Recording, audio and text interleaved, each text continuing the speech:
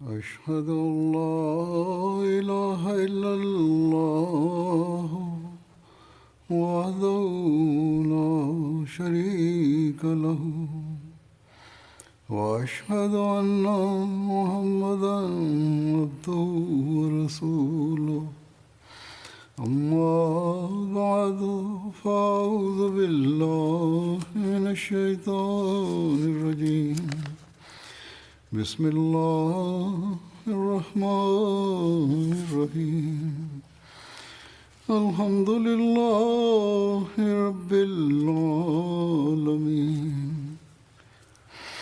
الرحمن الرحيم مالك يوم الدين إياك نعبد وإياك نستعين اهدنا الصراط المستقيم صراط الذين أنعمت عليهم غير المغضوب عليهم ولا الضالين.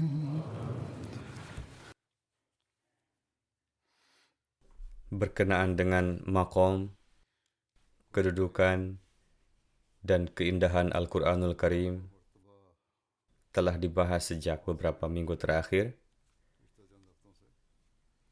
dalam menjelaskan mengenai apa tujuan agama menurut Al-Quran dan apa pengaruhnya pada potensi yang dimiliki manusia dan seperti apa seharusnya. Hadrat Masih Maud alaihi salam bersabda, pertanyaan berkenaan dengan apa pengaruh agama pada potensi yang dimiliki manusia, Injil tidak memberikan jawaban atas hal ini, karena Injil tidak mengikuti jalan-jalan hikmah, tetapi Al-Quran berulang kali memecahkan permasalahan ini dengan sangat terperinci, bahwa bukanlah ranah agama untuk mengubah potensi alami manusia dan membuat serigala seperti kambing, yakni membuat yang kuat tampak benar-benar lemah. Melainkan, tujuan utama agama adalah untuk membimbing potensi dan kemampuan yang secara fitrah ada dalam diri manusia, yakni kekuatan yang telah diberikan Allah Ta'ala kepada manusia, sehingga dapat digunakan pada kesempatan yang tepat. Agama tidak memiliki kewenangan untuk merubah suatu potensi alami manapun. Ya, ia memiliki kewenangan untuk memberikan petunjuk agar digunakan sesuai dengan situasi, dan ia tidak hanya menekankan pada satu potensi saja, misalnya belas kasihan atau sikap memaafkan, melainkan mengajarkan untuk menggunakan semua potensi. Seharusnya tidak mengajarkan untuk hanya menunjukkan belas kasih dan memaafkan, melainkan sesuai dengan keperluan, ia mengajarkan untuk menggunakan potensi yang dibutuhkan pada situasi tersebut. Tujuan sebenarnya adalah untuk islah dan perbaikan. Dan inilah tujuan yang hendaknya berusaha untuk dicapai. Beliau alaihissalam bersabda, janganlah menekankan pada belas kasih dan sikap memaafkan, melainkan nasihatkanlah untuk menggunakan seluruh potensi yang ada, karena tidak ada satupun dari potensi manusia yang buruk, melainkan sikap berlebihan dan penyalahgunaanlah yang buruk. Dan seseorang yang tercela, ia tidak menjadi tercela hanya karena potensi alam yang dimilikinya, tetapi karena penyalahgunaannya. Contoh kecilnya sebagai berikut. Ada seseorang yang kuat secara fisik, jika dia terus berbuat zalim untuk menunjukkan kekuatannya, atau jika dia memiliki kekuasaan, lalu dia berbuat zalim dan tidak bersikap lemah lembut kepada orang lain. Jika dia tidak menunjukkan kekuatannya sesuai dengan situasi, melainkan untuk membuktikan keunggulannya dan menakut-nakuti, maka orang seperti itu akan dikatakan buruk. Potensi-potensinya itu tidak buruk, tetapi penggunaannya yang buruk, yakni perbuatannya yang buruk.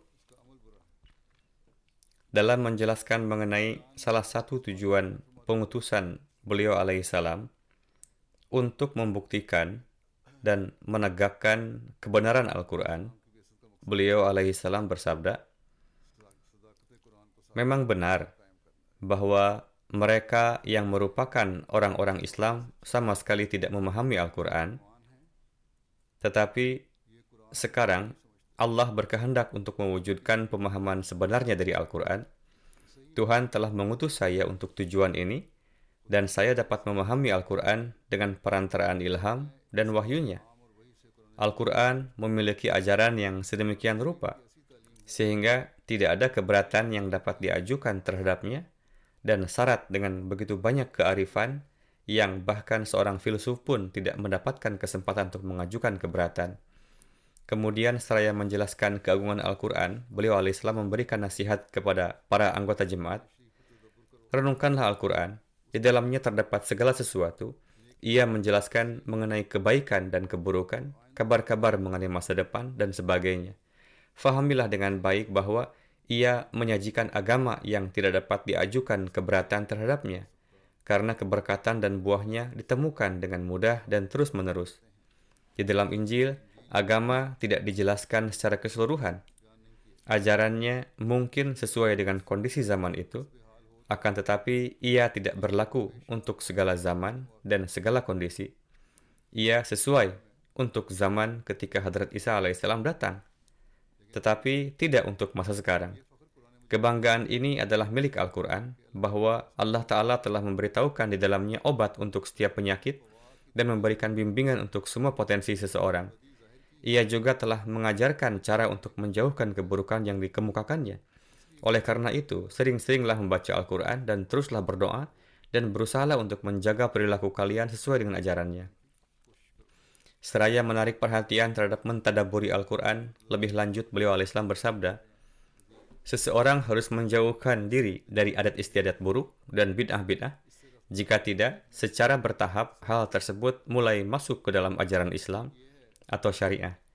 Cara yang lebih baik adalah waktu yang ia habiskan untuk wirid-wirid semacam itu, pergunakanlah untuk merenungkan Al-Quran.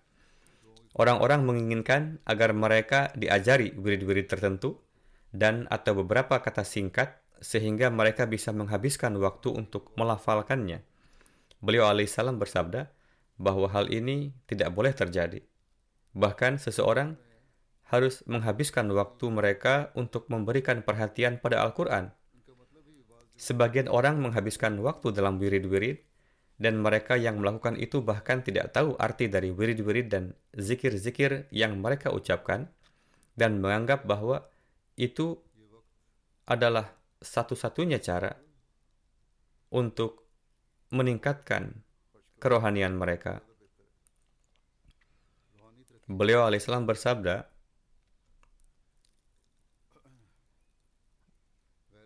alih-alih seperti itu, gunakanlah waktu tersebut untuk merenungkan Al-Quran. Hal ini lebih baik. Kalian dapat meraih kemajuan rohani dengannya. Banyak sekali bid'ah yang mengakar di kalangan Muslim non-Ahmadi karena hal ini, namun sebagian Ahmadi juga terpengaruh olehnya. Oleh karena itu, kita harus menjaga diri dari hal tersebut dan lebih memberikan perhatian pada pembacaan terjemah Al-Quran dan tafsirnya.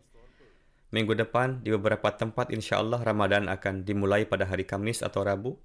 Maka dalam Ramadan ini, secara khusus kita harus berusaha untuk membaca, mengajarkan, dan memahami Al-Quran. Beliau alaihissalam bersabda, jika hati keras, maka cara melembutkannya adalah dengan terus membaca Al-Quran. Dimanapun ada doa di dalamnya, seorang mukmin juga menginginkan supaya ia termasuk dalam rahmat ilahi tersebut. Perumpamaan Al-Quran adalah seperti sebuah taman, di mana seseorang memetik suatu jenis bunga dari satu tempat, kemudian dia berjalan sedikit lebih jauh dan memetik jenis bunga yang berbeda. Alhasil, Anda pun hendaknya mendapatkan manfaat yang sesuai dari setiap tempat. Beliau alaihissalam bersabda, kemajuan rohani dicapai melalui ini bahwa manusia menerapkan perintah-perintah dan larangan-larangan pada dirinya. Perintah-perintah yang telah diberikan oleh Allah Ta'ala hendaknya dilaksanakan. dan apapun yang dia larang untuk kita lakukan, berusahalah untuk tidak melakukannya. Perhatikanlah hal tersebut, ini adalah bunga yang dipetik manusia dari taman itu. Beliau alaihissalam lebih lanjut bersabda, beberapa orang yang percaya bahwa mereka sangat unggul dalam pengetahuan agama mereka, telah melangkah begitu jauh sehingga berkenaan dengan surah-surah tertentu dalam Al-Quran, Hadrat Masih Maud alaihissalam memberikan contoh surah Yasin. Mengenainya mereka mengklaim bahwa jika surah ini dibaca dengan cara tertentu, pada waktu tertentu, maka akan ada keberkatan. Jika tidak, maka tidak akan ada keberkatan. Pernyataan-pernyataan seperti ini seolah-olah mereka mengaku sebagai Tuhan. Alhasil, kita hendaknya secara khusus menghindarkan diri dari hal-hal semacam ini. Dalam menjelaskan bahwa ada dua cara seseorang bisa gagal memahami makna sebenarnya, jadi entah mereka tidak mengamalkan sepenuhnya, atau mereka tidak beramal sesuai dengan makna sebenarnya. Dalam menjelaskan hal ini, beliau alaihissalam bersabda, ada dua cara di mana seseorang gagal mengamalkan Al-Quran. Yang pertama adalah meninggalkannya sepenuhnya, dan yang kedua adalah mengabaikan makna aslinya. Meninggalkan Al-Quran sama sekali berarti tidak membaca firman Tuhan sama sekali. Sama seperti banyak orang yang disebut Muslim, tetapi mereka sama sekali tidak mengetahui teks Al-Quran. Cara kedua adalah bahwa meskipun mereka membaca Al-Quran, tetapi mereka tidak percaya pada berkah, cahaya rohani, dan rahmat yang terkandung di dalamnya. Jadi, jika seseorang melakukan salah satu dari dua praktik ini, maka harus berusaha untuk menghindarinya. Ada perkataan Imam Ja'far, dan Allah Maha mengetahui kebenarannya, di mana beliau menyatakan bahwa saya membaca Al-Quran begitu banyak, sehingga saya mulai menerima wahyu. Hadrat Masih Maud alaihissalam menjelaskan bahwa Allah Ta'ala lebih mengetahui apakah beliau mengatakan ini atau tidak dan seberapa benar itu. Tetapi, pernyataan itu tetap rasional karena hal-hal yang termasuk jenis yang sama menarik satu sama lain. Sekarang di masa ini, orang-orang telah menambahkan penjelasan yang tak terhitung jumlahnya. Syiah memiliki penjelasan mereka sendiri dan Sunni memiliki penjelasan mereka sendiri. Hadrat Masih Maud alaihissalam menjelaskan dengan menceritakan sebuah kejadian bahwa suatu kali seorang Syiah berkata kepada ayah saya bahwa aku akan memberitahumu kalimat tertentu, baca saja itu, dan kemudian kamu tidak perlu untuk mensucikan diri atau melakukan wudhu. Dengan kata lain, kalimat itu saja sudah cukup, dan itu akan menggantikan toharoh dan wudhunya. Hadrat Masih Maud alaihissalam menyatakan kekafiran, bid'ah, kemurtadan, dan penolakan terhadap Tuhan dan lain-lain telah menemukan jalan mereka di dalam Islam karena kata-kata dari satu orang dianggap penting sebagaimana seharusnya diberikan kepada firman Tuhan. Inilah sebabnya mengapa para sahabat radhiyallahu anhum meyakini hadis memiliki status yang lebih rendah dari Al-Quran. Hadrat Masih Maud alaihissalam menceritakan sebuah kejadian bahwa suatu ketika Hadrat Umar hendak membuat keputusan ketika seseorang wanita tua bangun dan mengatakan bahwa hal ini dan itu tertulis dalam sebuah hadis. Dengan kata lain, dia menisbahkan pernyataannya kepada Nabi Shallallahu Alaihi Wasallam. Perlu diingat bahwa meskipun hadis disusun kemudian, namun beberapa sahabat kadang-kadang menuliskannya pada waktu itu juga. Hadrat Masih Maud alaihissalam melanjutkan kisah tersebut. Atas hal ini, Hadrat Umar radhiyallahu anhu mengatakan bahwa saya tidak meninggalkan kitabullah untuk seorang wanita tua. Firman Allah Ta'ala berbeda dengan apa yang disampaikan wanita itu. Apapun yang dikatakan firman Allah, itulah kebenaran. Jadi inilah kebenaran dan inilah yang harus kita ambil. Jadi jika ini tidak terjadi, maka bid'ah akan terus menyebar. Dan karena alasan inilah bid'ah terus menyebar di kalangan umat Islam. Dan dengan demikian semakin menjauhkan mereka dari ajaran Al-Quran yang sebenarnya. Hal ini terlihat pada banyak Muslim. Seperti yang saya beri contoh bahwa Hadrat Masih Maud alaihissalam menceritakan bahwa ulama Syiah mengatakan kepada ayah Hadrat Masih Maud alaihissalam bahwa ada satu kalimat tertentu yang jika dibaca, maka beliau tidak perlu berwudu atau mensucikan diri. Mayoritas umat Islam adalah awam. Kemanapun yang disebut ulama, ini menggiring mereka dan umat mengikuti para ulama itu, sehingga bid'ah terus menyebar. Meskipun demikian, tuduhan dilontarkan terhadap kita bahwa kita telah mengubah Al-Quran. Dalam menjelaskan bahwa kemajuan umat Islam bergantung pada Al-Quran, Hadrat Masih Maud Islam bersabda, sebelum umat Islam tidak sepenuhnya mengikuti dan mematuhi Al-Quran, mereka tidak dapat maju dengan cara apapun.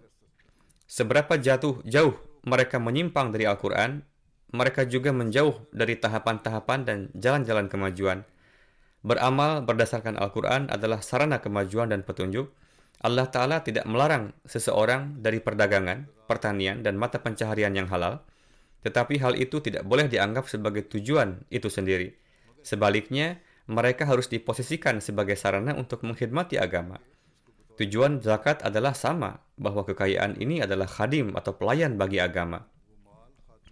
Oleh karena itu, seorang mukmin hendaknya tidak menjadikan pengejaran materi duniawi sebagai tujuan hidupnya, melainkan tujuan hidup yang telah digariskan oleh Allah Ta'ala bagi umat manusia harus menjadi tujuan utamanya, yaitu berjuang untuk menjadi seorang hamba sejati dan terus berjuang untuk mengamalkan perintah-perintahnya. Perintah menunaikan zakat dan membelanjakannya di jalan Allah telah diberikan agar seseorang tidak hanya membelanjakan hartanya untuk memenuhi keinginannya sendiri, tetapi juga membelanjakannya untuk kemajuan agama dan memenuhi hak-hak Allah dan hak-hak dari ciptaannya. Hadrat Masih Maud salam menyatakan, Al-Quran adalah sekarung permata, namun manusia tidak menyadarinya. Beliau alaihissalam menyatakan, sangat disayangkan bahwa orang-orang tidak memperhatikan Al-Quran dengan semangat dan ketekunan.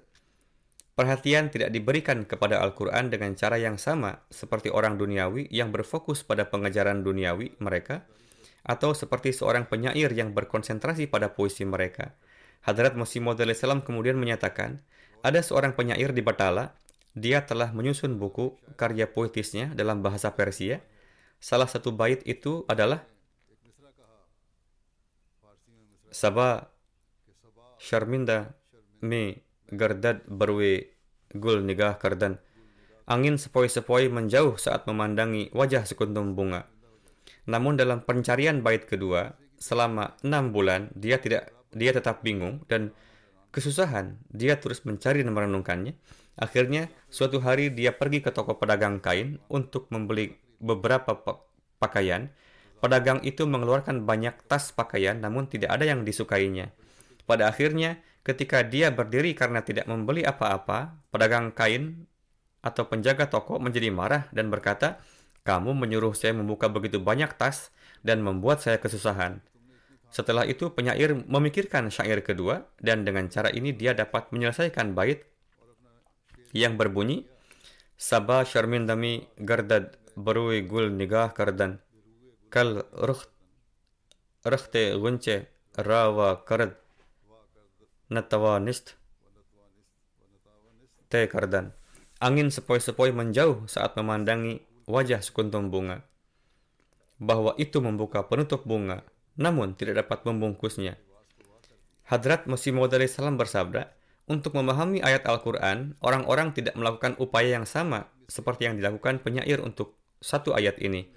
Beliau alaihissalam bersabda, Al-Quran adalah sekarung permata, namun manusia tidak menyadarinya. Kemudian beliau alaihissalam bersabda, Taurat dan Injil tidak mengandung rahasia dan seluk-beluk seperti yang banyak terdapat dalam Al-Quran. Lebih lanjut, Al-Quran tidak hanya menyebutkan berbagai hal sebagai klaim belaka, seperti halnya dalam Taurat dan Injil yang hanya membuat klaim, melainkan Al-Quran menunjukkan bukti. Semua yang disebutkan disertai dengan dalil yang kukuh dan kuat, sama seperti ada daya tarik pada kefasihan dan keindahan bahasa Al-Quran, dan sebagaimana arah ajarannya memiliki rasionalitas dan daya pikat, demikian juga dalil-dalilnya memberikan pengaruh. Dengan demikian, tidak ada kitab lain yang dapat menandingi Al-Quran. Hadrat Masih Maud salam bersabda,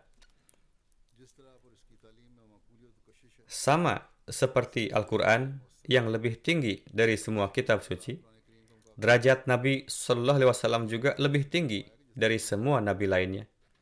Oleh karena itu, ketika Anda membaca sesuatu di dalam Al-Quran, di sana Anda juga harus mencari dalil-dalilnya.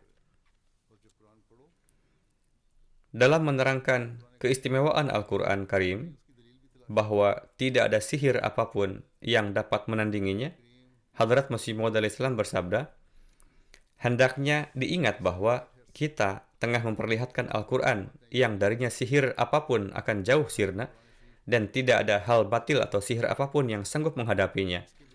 Hal apakah yang dimiliki oleh musuh-musuh kita yang mereka bawa bersama mereka? Sesungguhnya ingatlah bahwa Al-Quran Syarif adalah senjata yang luar biasa, di mana tidak ada hal batil apapun yang berani berdiri di hadapannya. Inilah alasannya mengapa tidak ada pengikut kebatilan yang sanggup bertahan menghadapiku dan jemaatku, dan mereka menolak untuk duduk berdiskusi. Ini adalah senjata samawi yang sama sekali tidak akan dapat dikalahkan. Jadi, hal ini menanamkan perhatian kita untuk banyak merenungi dan mentadaburi Al-Quran Karim demi meningkatkan mutu kerohanian dan keilmuan kita, dan untuk menyanggah tuduhan para penentang. Dalam menjelaskan bahwa dengan mengikuti Al-Quran, maka akan mendapatkan Allah Ta'ala dengan syarat kepatuhan yang seutuhnya kepada Al-Quran Karim, beliau alaihissalam bersabda, hanya ada satu Rasul kita, Sallallahu Alaihi Wasallam, dan hanya ada satulah kitab, yaitu Al-Quran Syarif, yang turun pada Rasul mulia itu, yang dengan mengikutinya kita dapat meraih Tuhan. Dewasa ini terdapat tarekat-tarekat yang ditempuh oleh mereka yang menyebut dirinya ulama fakir, dan terdapat saifi yang dimiliki para ulama penerus wali, atau saifi adalah mantra dan doa-doa yang dibacakan hingga 40 hari tanpa henti untuk mencelakakan orang lain. Beliau bersabda, bacaan-bacaan atau doa-doa dan puji-pujian buruk buatan mereka ini, semua ini adalah alat yang menyingkirkan manusia dari jalan yang lurus. Maka dari itu, kalian hindarilah ini. Mereka itu hendak merusak stempel Khatamul Anbiya milik baginda Rasulullah SAW, seolah mereka telah membuat syariat mereka sendiri. Ingatlah oleh kalian bahwa tanpa mengikuti firman Al-Quran Syarif serta sabda Rasulullah SAW, tanpa melaksanakan salat, puasa, dan hal-hal lain yang disunnahkan, maka sungguh tidak akan ada lagi kunci untuk membuka pintu-pintu karunia dan keberkatan Tuhan. Tersesatlah mereka yang telah meninggalkan jalan-jalan itu dan membuat jalan baru, mereka yang tidak mematuhi sabda Allah dan Rasul-Nya dan bahkan mencari-cari jalan lain untuk menemuinya akan mati dalam kegagalan. Salah satu keistimewaan Al-Quran Karim yang telah beliau alaihissalam jelaskan adalah bahwa Al-Quran Karim mengharuskan untuk mengimani Nabi yang diutus ke setiap kaum. Dalam hal ini beliau bersabda, Al-Quran adalah kitab suci yang layak dihormati karena ia telah meletakkan dasar perdamaian antar bangsa dan telah meyakini semua nabi yang diutus ke setiap kaum. Ini adalah kebanggaan yang di dunia ini hanya dimiliki oleh Al-Quran suci karena ia telah mengajarkan kita la nufarriqu baina ahadim minhum wa nahnu lahu muslimun. Yakni, wahai orang-orang muslim, katakanlah bahwa kami telah mengimani segenap nabi di dunia dan kami tidak membeda-bedakan di antara mereka dengan mengimani sebagian mereka dan menolak sebagian lain. Hadrat Masih Maud alaihissalam pun telah memberi tantangan untuk menyebutkan seandainya ada kitab lain atau penyuluh perdamaian lain yang seperti Al-Quran ini. Salah satu di antara keistimewaan Al-Quran Karim adalah adanya satu keteraturan di dalamnya. Terkait hal ini beliau alaihissalam bersabda, Al-Quran sangat memperhatikan keteraturan lahiriah. Bahagian besar dan dari kefasihan Qurani adalah berkenaan dengan hal ini. Hal ini adalah karena mengutamakan segi keteraturan pun termasuk sebab dari balaghah atau ketinggian sastranya. Bahkan, hal sesungguhnya yang merupakan ketinggian sastra adalah yang di dalamnya terkandung kebijaksanaan di segi keteraturannya. Seseorang yang di dalam ucapannya tidak terkandung suatu keteraturan atau kurang, kita sama sekali tidak menyebutnya fasih dan baligh. Jadi, orang yang baligh adalah orang yang mampu menjelaskan suatu pembahasan secara tepat sasaran, menyeluruh dan penuh kefasihan, yaitu dengan mempergunakan kata-kata indah yang dapat menjelaskan seutuhnya makna-makna indah yang ada di dalamnya, serta di dalamnya terkandung keteraturan. Jadi, Hadrat Masih Maud alaihissalam bersabda, kita sama sekali tidak menyebut orang seperti ini sebagai fasih dan baligh, terutama jika ada orang yang meninggalkan keteraturan dan melampaui batas. Orang seperti itu merupakan orang yang bodoh dan tidak waras, karena tatkala tulisannya tidak memiliki keteraturan, maka demikian pula dengan alam fikirannya. Jika di dalamnya tidak ada keteraturan, tidak terdapat keserasian dalam pernyataannya, maka ini berarti bahwa itu adalah gila dan tidak berakal. Maka dari itu, bagaimana mungkin kalam suci Tuhan yang mendakwakan dirinya penuh dengan kefasihan serta ketinggian bahasa dan menyeru kepada segenap kebenaran, lantas suatu kalam yang penuh dengan mukjizat ini dianggap tidak memenuhi segi kefasihan yang penting ini, yaitu di dalamnya tidak terkandung suatu keteraturan. Jadi, Al-Quran Karim adalah firman Allah Ta'ala dan ia penuh dengan kefasihan dan ketinggian bahasa. Tidaklah mungkin bahwa di dalamnya tidak ada suatu keteraturan, seperti hanya disampaikan sebagian orang yang melontarkan keberatan. Dalam menyatakan tentang dua mukjizat Al-Quran Karim, Hadrat Masih Maud Islam bersabda, selain Al-Quran Syarif, tidak terdapat lagi sarana untuk meraih nur-nur samawi. Tuhan memiliki tujuan, yaitu untuk selamanya menegakkan suatu perbedaan antara yang hak dan batil melalui Al-Quran ini. Dan di masa kapanpun tidak akan ada kebatilan yang dapat melawan kebenaran. Maka dari itu, hingga akhir masa, para pengikut Muhammad SAW telah dianugerahi dua mukjizat ini, yaitu mukjizat perkataan Quran dan mukjizat kekuatan perkataan Al-Quran. Jadi, pertama adalah mukjizat ayat-ayat Al-Quran dan mukjizat kekuatan dan keampuhan ayat-ayat Al-Quran. Sejak masa permulaan, agama-agama batil tidak berdaya menghadapi mukjizat-mukjizat ini. Jika mukjizat yang ada hanyalah mukjizat perkataan Al-Quran dan keampuhan dari Al-Quran adalah bukan mukjizat, maka sampai tingkat apakah kekuatan serta cahaya-cahaya keimanan yang sanggup dicapai oleh umat Nabi Muhammad yang luput ini? Hal ini dikarenakan bahwa sikap zuhud, penuh kerendahan dan kesalehan yang ada di umat ini tidak sanggup memperlihatkan kemukjizatan. Sesungguhnya ajaran Al-Quran Karim memberikan kekuatan-kekuatan jika ia dimiliki secara seutuhnya. Kemudian tentang mengikuti Al-Quran suci, maka akan zahir suatu pengaruh najat keselamatan di dalam jiwa. Hadrat Masih Maud Islam bersabda, Al-Quran Syarif yang merupakan sumber dari ketaatan kepada Hadrat Rasulullah SAW adalah satu kitab suci yang dengan mengikutinya, maka buah dari najat keselamatan akan zahir baginya di dunia ini juga. Karena inilah satu-satunya kitab yang baik dalam corak zahir maupun batin, dapat menjadikan jiwa-jiwa yang penuh kelemahan menuju tingkat kesempurnaan dan menganugerahkan kebebasan dari segenap keraguan dan kebimbangan. Jiwa-jiwa yang lemah adalah orang-orang yang terdapat kekurangan di dalamnya. Kitab ini tidak hanya menjauhkannya dari kelemahan dan kekurangannya, Al-Quran Karim ini bahkan juga membawanya hingga tingkat yang luhur. Beliau al-Islam bersabda, secara lahiriah, tampak bahwa penjelasan Al-Quran mencakup segenap hakikat dan hal-hal yang mendalam, yakni Al-Quran memberi sanggahan sesuai nalar terhadap betapapun banyaknya keraguan-raguan yang ada di dunia, yang dapat menghalangi manusia dari mencapai Tuhan dan menjadi sebab merebaknya ribuan firqah yang batil, serta sanggahan dari ribuan pemikiran batil yang tengah merasuk di dalam hati orang-orang yang tersesat. Betapa jelasnya dalil-dalil yang ada di dalamnya dan hakikat-hakikat yang dijelaskan Al-Quran, karena ia menjauhkan seluruh keraguan-raguan. Yang ada, ada syarat untuk memahaminya, dan perlu wujud yang memberi pemahaman untuk memahaminya, yaitu perlu mengambil faedah dari sabda-sabda wujud itu. Hadrat Masih Maud Islam bersabda, cahaya ajaran sejati dan sempurna yang sangat diperlukan untuk menerangi kegelapan masa kini, semua ini tengah bersinar dari Al-Quran laksana matahari. Adapun terkait kegelapan-kegelapan yang tersebar di masa ini, yaitu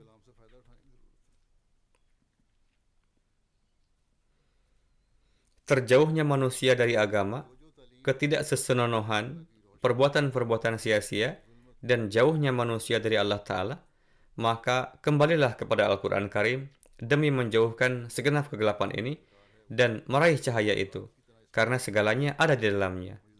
Beliau al-Islam bersabda, ini semua tengah bersinar darinya laksana matahari. Ia bersinar cemerlang seperti matahari, dan di dalamnya terkandung obat bagi segenap penyakit yang bersumber dari nafsu. Ia penuh dengan penjelasan seluruh ma'rifat yang hakiki, dan tidak ada suatu ilmu ilahi yang halus sekalipun yang akan zahir kelak di suatu masa, namun tidak tertera di dalamnya. Adapun secara batiniah adalah bahwa mematuhi Al-Quran secara sempurna akan sedemikian rupa mensucikan di hati. ini mengandung syarat mengikutinya secara sempurna. Jalan ini akan sedemikian rupa mensucikan hati, yaitu manusia menjadi sama sekali suci dari segenap kekotoran yang ada di dalam dirinya dan akan dapat meraih ikatan dengan wujud yang maha luhur, yaitu akan terjalin suatu hubungan dengan Allah Ta'ala. Cahaya-cahaya kemakbulan akan muncul dalam dirinya, dan karunia-karunia ilahiyah akan sedemikian rupa menaungi dirinya, sehingga tatkala ia berdoa di waktu-waktu kesulitan, maka dari karunia dan rahmat sempurnanya, yakni kasih sayang dan belas kasih besar dari Allah Ta'ala, Tuhan yang maha mulia pun mengabulkannya.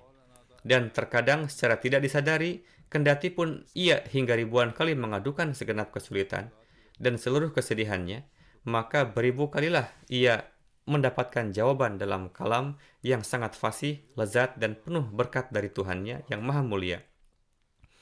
Ilham ilahi akan turun kepadanya laksana hujan, dan ia mendapati kalbunya penuh dengan kecintaan ilahiyah, seperti halnya sebuah botol kaca yang sangat bersih yang penuh, terisi dengan suatu wewangian yang sangat murni, dan dia dianugerahi suatu kecintaan gejolak dan kelezatan suci yang menghancurkan segenap belenggu hawa nafsu yang sekeras-kerasnya dan mengeluarkan ia dari tempat yang penuh kabut. Kabut di sini adalah udara yang kotor dan tercemar. Ia lantas keluar darinya menuju wujud kekasih sejatinya di dalam udara yang sejuk dan menenteramkan, yang setiap waktunya terus menganugerahkan kehidupan yang segar di segala seginya. Kemudian Hadrat Masih Maud Islam bersabda bahwa Al-Quran Karim adalah kalam Tuhan yang meyakinkan dan pasti. Beliau al-Islam bersabda, Al-Quran Syarif merupakan kitabullah yang mana tidak ada lagi di tangan kita kitab lain selainnya yang sedemikian meyakinkan dan pasti. Ia adalah kalam Tuhan dan ia suci dari noda kebimbangan dan keraguan-raguan. Dalam menjelaskan bahwa Al-Quran Karim adalah datang untuk menyatukan bangsa-bangsa di dunia,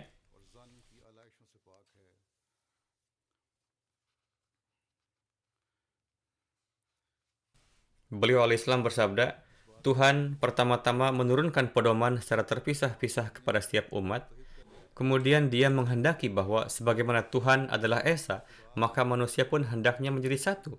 Maka dari itu Tuhan mengirim Al-Quran demi menyatukan semuanya. Dan dia mengabarkan bahwa akan datang suatu masa di mana Tuhan akan menjadikan seluruh kaum menjadi satu kaum, seluruh negeri menjadi satu negeri, dan seluruh bahasa menjadi satu bahasa. Sebagian orang mengatakan bahwa mengapa muncul banyak agama? Hal ini dikarenakan karena daya fikir, kesadaran, dan sarana-sarana mereka adalah terbatas untuk zaman mereka itu. Di awal permulaan, agama dikirim ke masing-masing kaum. Kini telah tiba suatu masa di mana semua manusia dapat bersatu. Maka dari itu, Tuhan mengirimkan kepada kita satu syariat sempurna dalam wujud Al-Quran Karim. Lalu beliau al-Islam bersabda, dia akan menjadikan seluruh negeri menjadi satu negeri, dan seluruh bahasa menjadi satu bahasa. Sekarang di dunia ini telah digunakan istilah global village atau desa global, yakni dunia telah menyatu, telah menjadi seperti sebuah kota. Dengan demikian, Al-Quran Karimlah satu-satunya kalam yang meskipun dengan adanya berbagai macam bahasa dan penutur bahasa di dunia, segenap muslim dimanapun mereka berada dan dari kaum manapun mereka berasal, mereka tetap menggunakan bahasa Arab dalam membacanya.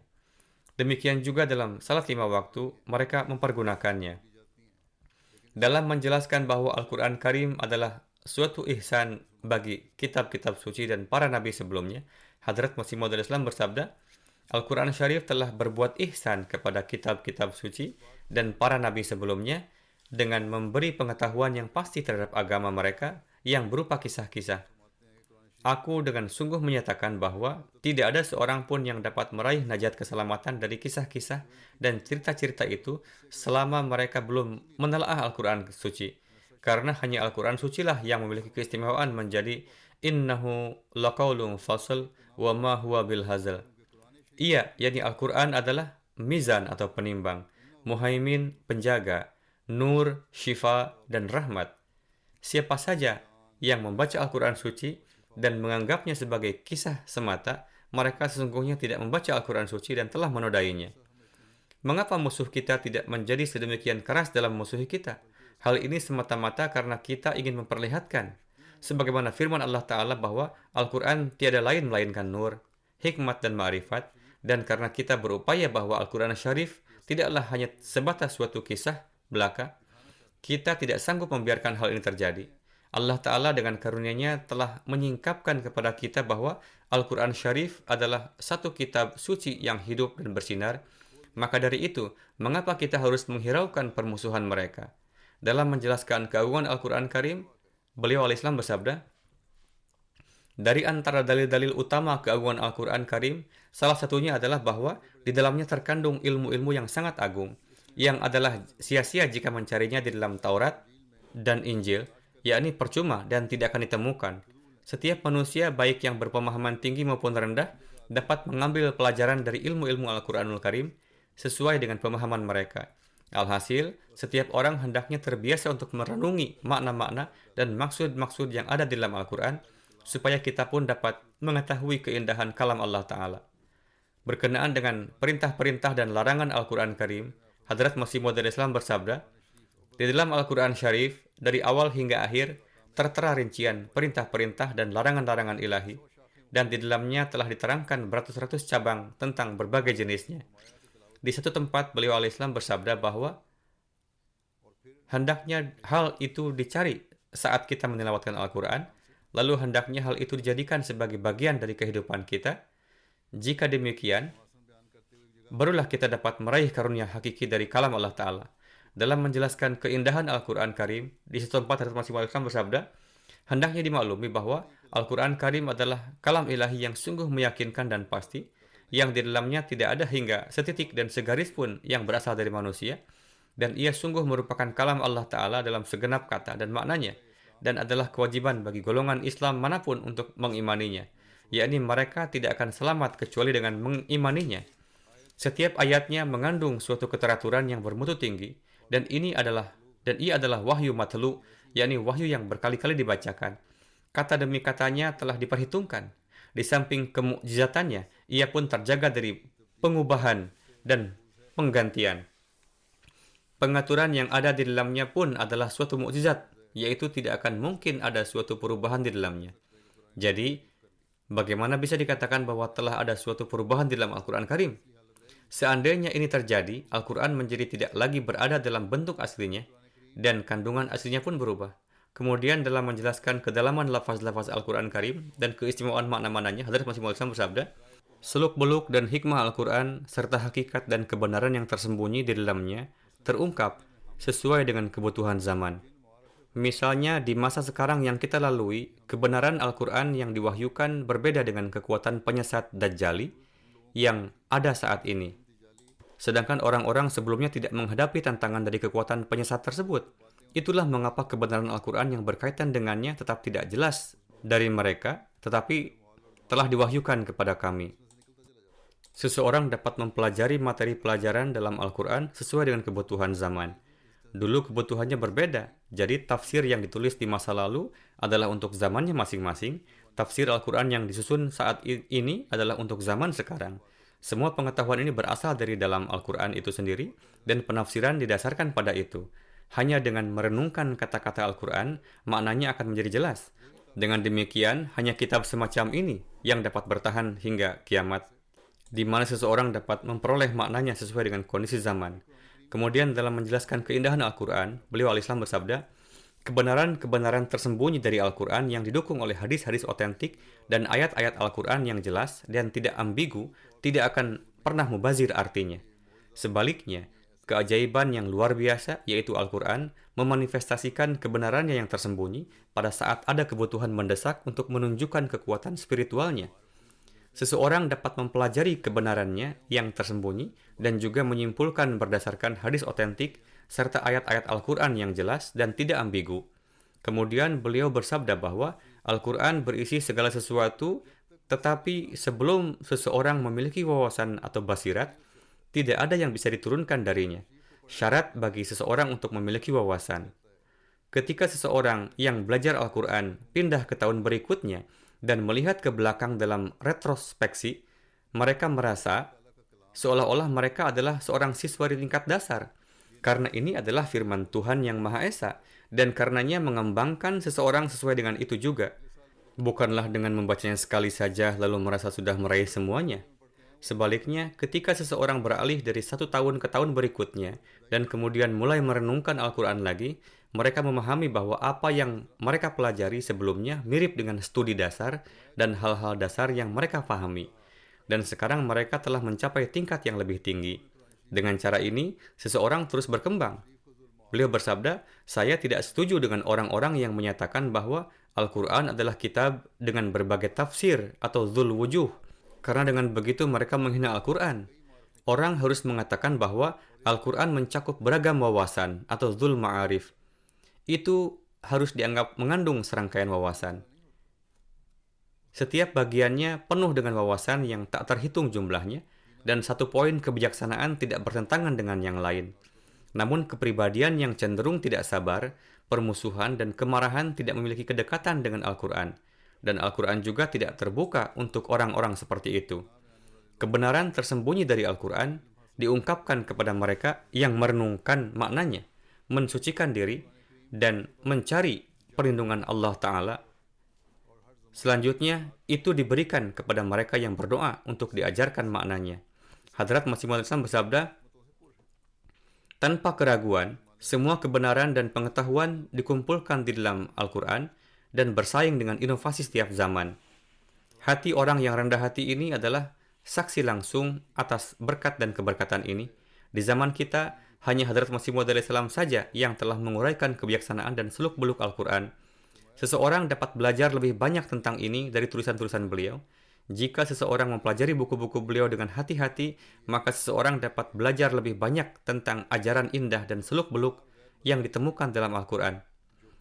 Tidak diragukan lagi, kita telah dikaruniai Al-Quran untuk kemakmuran, kemajuan, dan kemenangan abadi kita. Kebenaran dan kehalusannya yang tersembunyi tidak terbatas, dan ini diungkapkan kepada seseorang setelah mereka sepenuhnya memurnikan batin mereka dan menerangi pikiran mereka. Bangsa manapun yang telah Allah lawankan kepada kami telah mendapatkan kemenangan atas mereka melalui Al-Quran. Sebagaimana ia memberikan kepuasan kepada seorang Badui Arab yang tidak terpelajar, seperti itu jugalah ia memberikan kepuasan kepada seorang filsuf yang terpelajar. Bukan berarti bahwa Al-Quran hanya diturunkan untuk satu kelompok saja, sedangkan yang lainnya luput. Tidak diragukan lagi, Al-Quran berisi solusi untuk setiap orang, setiap zaman, dan setiap temperamen. Selain mereka yang tidak mengetahui alasan mengapa mereka diciptakan atau yang memiliki watak yang tidak sempurna, setiap orang tidak punya pilihan selain menerima keagungan Al-Quran, yaitu mereka yang lalai tentang mengapa mereka diciptakan atau bodoh, atau mereka yang bukannya maju secara spiritual, mundur karena kebodohan mereka. Al-Quran tidak akan bermanfaat bagi orang-orang seperti itu. Namun, jika mereka tidak seperti ini, maka wajib beriman kepada keagungan Al-Quran, dan orang-orang inilah yang mendapat manfaat dari cahaya Al-Quran. Hadrat Masih Maud Islam bersabda bahwa Allah Ta'ala menyapanya dengan mengatakan, hanya petunjuk yang terdapat dalam Al-Quran yang benar-benar sempurna dan bebas dari segala campur tangan manusia. Hadrat Masih Maud Islam selanjutnya menyatakan, keyakinan saya adalah bahwa semakin maju ilmu alam dan secara praktis mengemuka, semakin keagungan Al-Quran akan menjadi jelas bagi dunia. Oleh karena itu, mereka yang terlibat dalam penelitian sekuler juga harus mencari bantuan dari Al-Quran, dan dengan karunia Allah Ta'ala banyak yang melakukannya. Mereka juga menulis makalah di atasnya. Seseorang harus membuktikan keunggulan Al-Quran dan menunjukkan bagaimana terkandung kebenaran yang tersembunyi di dalamnya. Dr. Abdul Salam Sahib juga selalu mengadopsi prinsip ini. Lalu beliau Islam bersabda, Al-Quran suci tidak diragukan lagi, penuh dengan kebenaran yang tak terbatas dan cukup untuk memenuhi kebutuhan setiap zaman. Kebenaran, hakikat, keunggulan, kebijaksanaan, dan kefasihan ditemukan dalam bentuknya yang paling sempurna dan lengkap di dalam Al-Quran, dan peringkat yang luar biasa ini tidak dimiliki oleh kitab lain manapun. Beliau bersabda, Allah Ta'ala menyebut Al-Quran sebagai khair atau kebaikan, sebagaimana difirmankan, wa may yu'tal hikmata faqad utiya khairan katsira. Dengan demikian, Al-Quran adalah harta kebijaksanaan dan pengetahuan. Tuhan yang Maha Kuasa telah menggambarkan kebijaksanaan dan pengetahuan sebagai kekayaan. Berkat-berkat di dunia ini juga diperoleh melalui ini.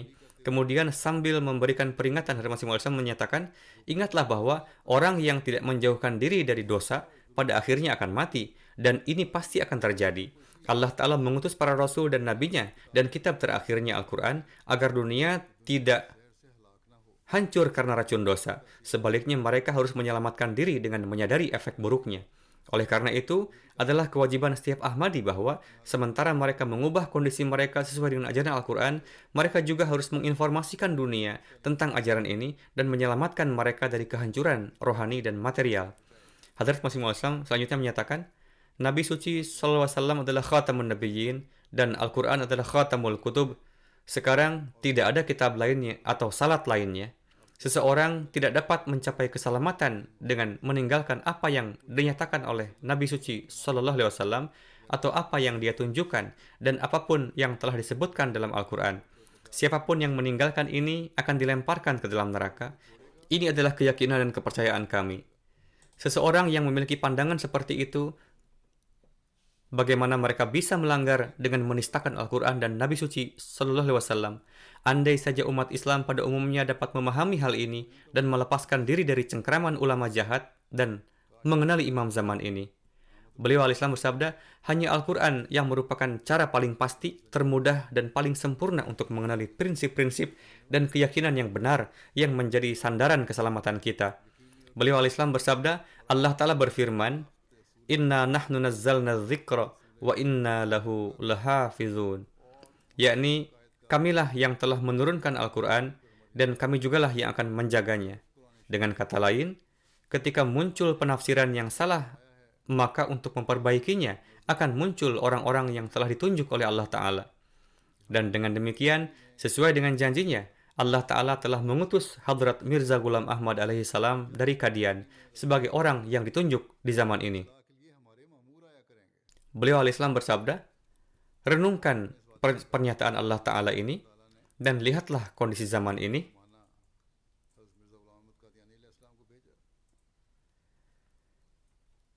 Orang-orang dari agama lain menarik Anda menjauh dari agama Anda melalui tipu muslihat mereka. Namun Anda melabeli Al-Masih dan Mahdi sebagai Dajjal dan mencoba menjauhkan umat Islam darinya. Hadrat Masih Maud alaihi salam menyatakan bahwa mereka seharusnya tidak hanya melihat fakta bahwa Hadrat Masih Maud alaihi salam telah muncul dan membuat klaim. Lihatlah juga kondisi zaman. Ini adalah awal abad ini.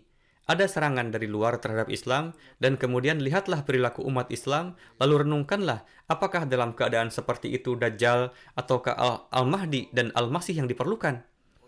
Hadrat Masih Maud menyatakan bahwa prasangka adalah kejahatan besar. Dan karena hal inilah orang-orang menolak para nabi di masa lalu. Semoga Allah Ta'ala memberikan akal sehat kepada segenap umat Islam untuk dapat memahami. Dalam menjelaskan berbagai keistimewaan Al-Quran Karim, beliau al-Islam bersabda, siapapun yang mempelajari Al-Quran akan menemukan bahwa dari awal hingga akhir, Al-Quran memberikan dua jenis kesaksian, kesaksian akal dan kesaksian wahyu. Dalam Al-Quran, keduanya seperti dua aliran besar yang berjalan secara paralel dan saling mempengaruhi satu sama lain, yakni berjalan beriringan, berjalan sejajar satu sama lain, dan memberikan pengaruh. Tujuan Al-Quran adalah untuk mengubah mereka yang memiliki sifat kebinatangan menjadi manusia, dan kemudian mengangkat mereka dari manusia menjadi memiliki kualitas akhlak, dan kemudian dari manusia yang berakhlak baik menjadi orang yang bertakwa. Dan kami menemukan bahwa di antara orang-orang Arab, tujuan ini tercapai dengan cara yang paling baik. Beberapa tahun lalu, seorang Yahudi sendiri mengatakan kepada saya bahwa saya bukan seorang Muslim, tetapi saya meyakini secara pasti bahwa Nabi Muhammad SAW adalah Rasul, karena kondisi orang Arab Badui pada masa itu dan bagaimana terjadinya perubahan yang revolusioner dalam diri mereka. Ini hanya bisa dilakukan oleh seorang Rasul. Tidak ada orang biasa yang bisa melakukannya. Yang bisa melakukannya hanya orang yang mendapat dukungan dari Allah Ta'ala. Seseorang tercengang ketika mereka merenungkan Al-Quran karena Nabi Suci SAW yang bahkan tidak bisa membaca atau menulis, tidak hanya menyampaikan kitab suci dan memberikan kebijaksanaan, tetapi beliau juga mengungkapkan cara mensucikan jiwa sedemikian rupa sehingga dibawa ke tahap di mana ayyadahum biruhim minhu. Dia telah meneguhkannya dengan ilham dari dia sendiri. Menyampaikan hingga ke sana. Renungkanlah dengan hati-hati Al-Quran, karena itu menuntun semua jenis pencari ketujuan mereka dan memuaskan semua orang yang haus akan kebenaran.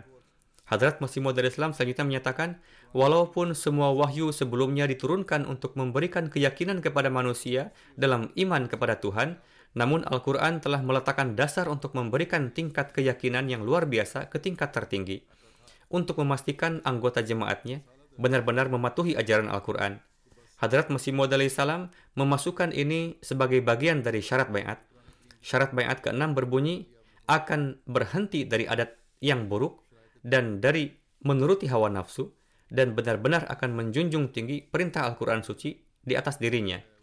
Firman Allah dan sabda Rasulnya itu akan menjadi pedoman baginya dalam tiap langkahnya. Namun para ulama jahat yang sama sekali tidak memiliki pemahaman masih menuduh bahwa kami telah mengubah Al-Quran. Hadrat Masih Maud Islam bersabda, kita tidak diberikan kewenangan untuk mengubah komposisi dan menambah nama kata ke dalam ayat manapun pada kalam ilahi. Kita tidak dapat mengubahnya dan juga tidak dapat menciptakan perubahan.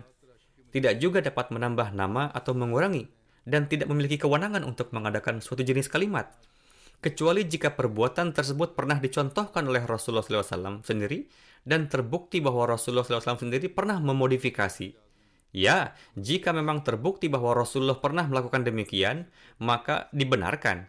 Jika memang terbukti bahwa Rasulullah melakukan demikian dan terbukti bahwa Rasulullah sendiri pernah menciptakan perubahan, selama itu dapat dibuktikan, selama hal itu tidak terbukti, kita tidak diizinkan untuk menambahkan hiasan, merusak komposisinya, dan kita juga tidak dapat menambahkan kata ke dalamnya. Jika melakukan demikian, maka dalam pandangan Allah akan tergolong sebagai pendosa dan layak mendapatkan hukuman.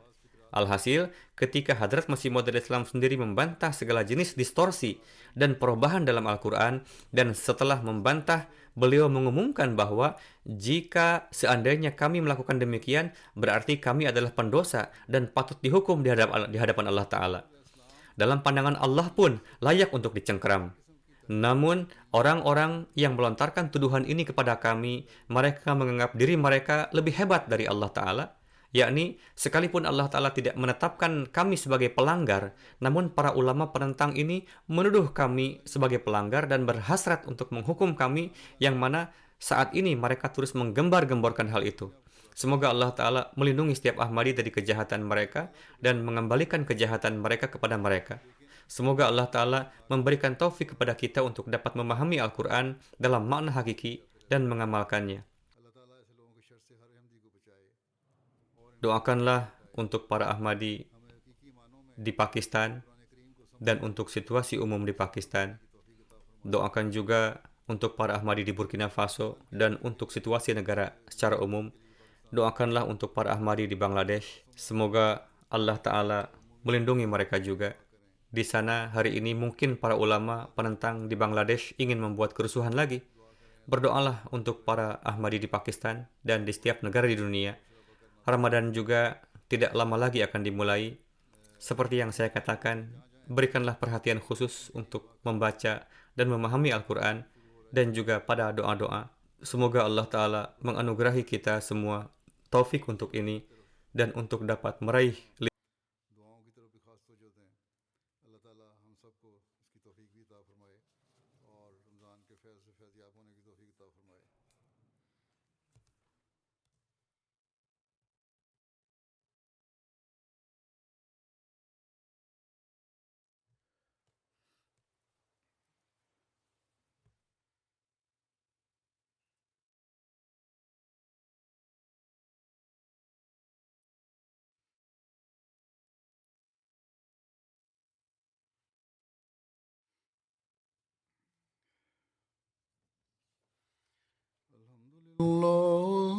الحمد لله نحمده ونستعينه ونستغفره ونؤمن به ونتوكل عليه ونعوذ بالله من شرور أنفسنا ومن سيئات أعمالنا